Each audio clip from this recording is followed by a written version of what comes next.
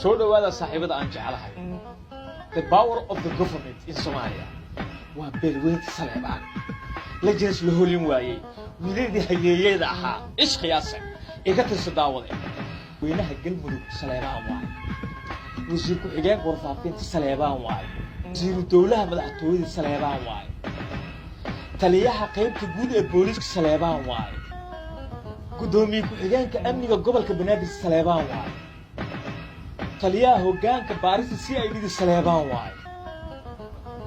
hoggaanka caafimaadka ee booliska Soomaaliyeed Saleebaan waay taliyaha ilaalada VIP Saleebaan waay taliyaha qaybta 12aad ee ciidamada xoogga dalka Saleebaan waay Saleebaan is the power of the government in Somalia. لبس هنا إنسان لبس هنا وانيتا لا تليها